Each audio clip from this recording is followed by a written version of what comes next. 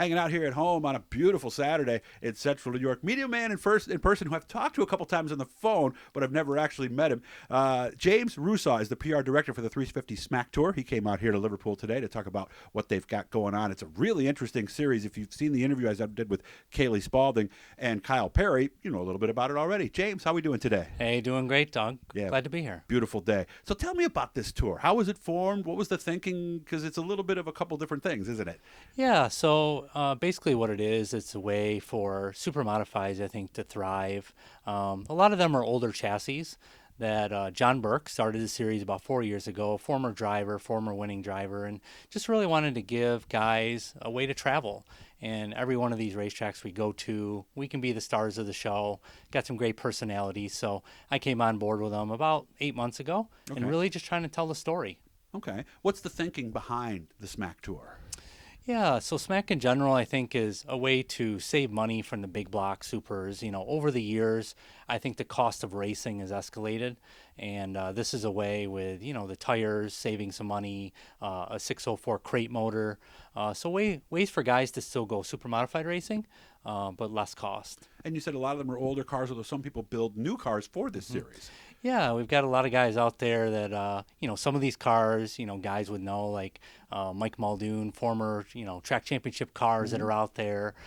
So there's a lot of different chassis, and some guys build them right from their shop, you know, brand new. So we got a couple guys doing that this season. Yeah, because it looks, they are supers technically, right? They are. Okay. They are, yes. But they kind of like ISMA because they've got the wings. So it really is it's a cool looking car. I mean, I love the way they look. So I can't wait to see them on the track. How much are we racing this year and where?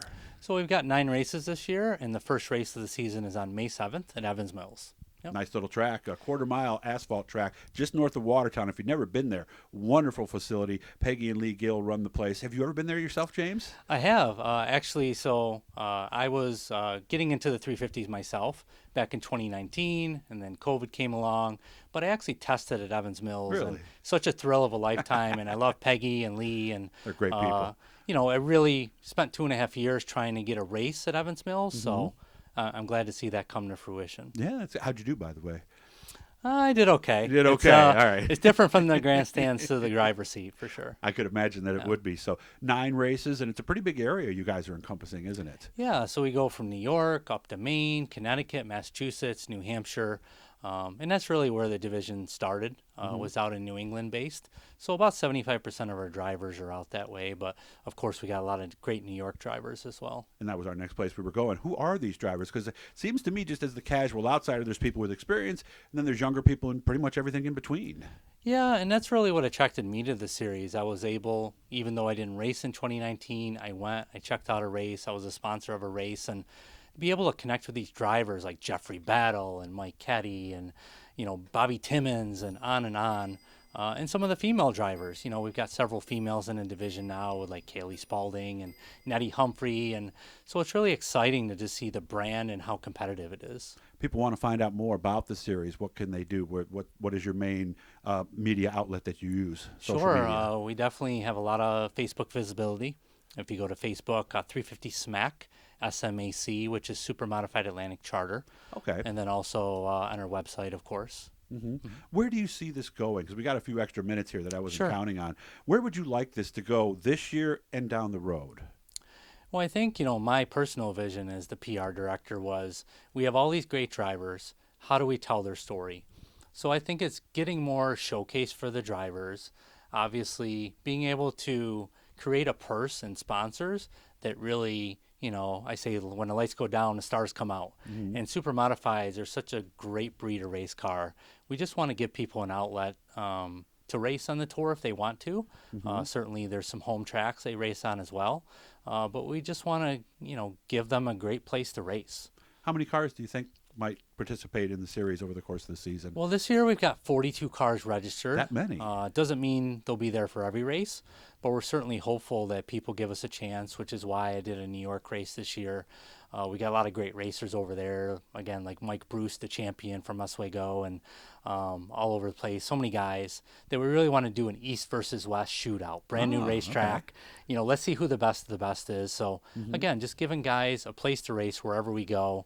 And who knows, you know, the future's bright for SMAC.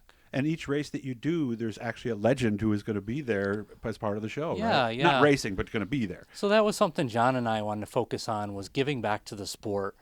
So each of these races, we picked a legend of the sport to say thank you.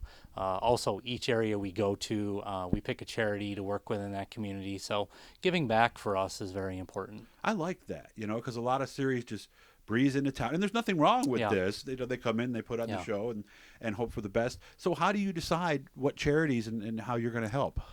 Yeah, well, it just really, sometimes some of our drivers have been involved with the charities. Other times it's just, doing some research. How do we give back? And getting the younger generation involved in the series is important.